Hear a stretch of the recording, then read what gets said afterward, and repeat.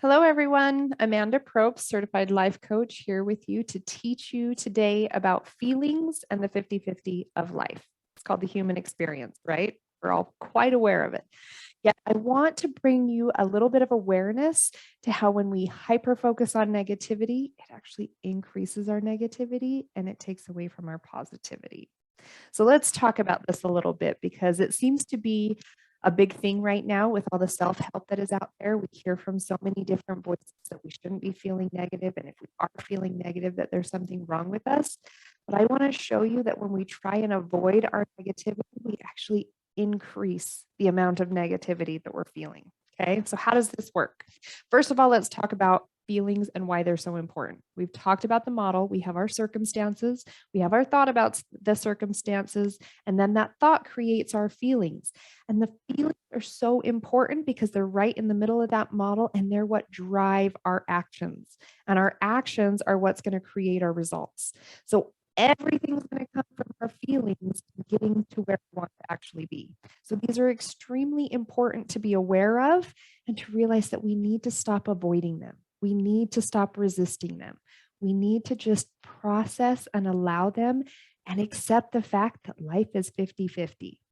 Okay, so we've got positive emotions, right? Those are the ones that we love to feel when we're happy or excited or we're feeling blessed.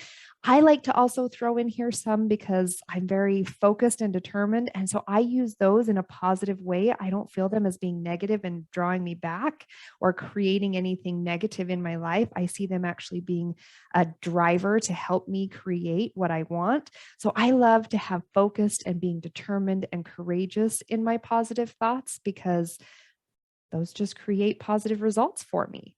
Now, we also have these negative emotions, right? And over the last couple of years, I think that we have been feeling a lot of negativity. There's a lot of sadness, there's a lot of anger, there's a lot of betrayal. I feel grumpy a lot because I got 4 kids and I homeschool and I work and all sorts of other things, lack of sleep. There's been a lot of fear, right? Maybe we're feeling bored, we're disturbed at some of the things that are happening in society, right? There's a lot of negativity that's going on right now. And I just want to show you that when we resist these emotions, we're going to increase the negativity that we actually feel. So, how does this work? So, we have life. And if you're spiritual like I am, you realize that there's supposed to be opposition in all things. Life is supposed to be good and bad. There is supposed to be bitter and sweet. If we don't have the bitter and the sweet, then we don't know that anything is sweet. If we don't have joy, then we don't know sadness. If we don't know sadness, we don't know joy, right? So life is supposed to be 50-50.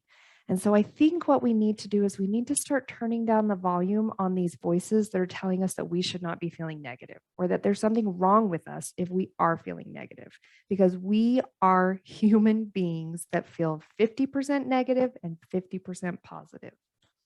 So let me show you this. So if we're feeling positive, we're feeling great. Everything is fine. Nothing's going on, but we start to have a negative emotion. And when we start to have a negative emotion, we start to turn inwards and be like, what's wrong with me? Why am I feeling this way?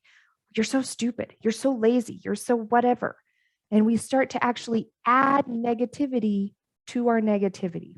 And when we add negativity to our negativity, we're actually cutting out a piece of our positivity, right? Because we get hyper focused and we stay in this loop of negativity. Because, for instance, there's 3 things we like to do with our emotions, right? We like to resist them.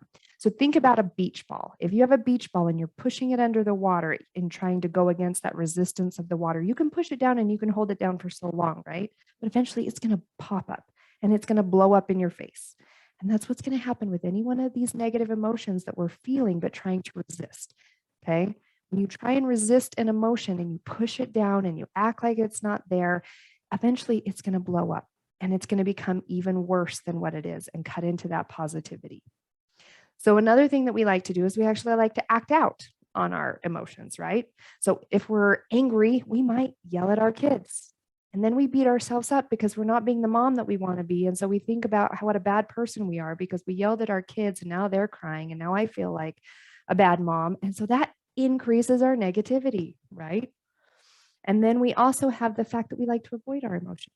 We just don't even want to acknowledge that we're feeling sad or that we're feeling disturbed about what's happening in society. So maybe we go shopping and we spend way too much money. And then we get home and it felt great while we were doing it. But then we realized, I really didn't have the money in the budget for that. I'm a bad person for spending this money. That means I'm not going to be able to get this for my kids, or I'm not going to be able to do this.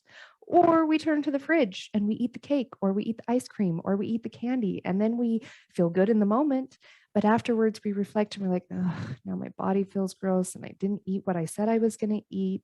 And then we start beating ourselves up and we increase that negativity. Okay. So when we resist our emotions, when we avoid our emotions, or when we act out on our emotions, we increase that negativity from the 50% to 60 or 70 or 80 or 90%. And we get stuck in this loop because we start having shame and guilt on top of the negative emotion that we were already originally feeling. But if we just allow these negative emotions and realize that there's nothing wrong with us for being sad, or for being angry, or for being disappointed, or for being bored, whatever it is, there's nothing wrong with you. You are 100% complete and whole, and that means you're 50% negative and 50% positive. I hope that you can see how life is perfect being 50-50. And when we allow life to be 50-50, we can create this balance, and life can be all that it's supposed to be, which is the human experience.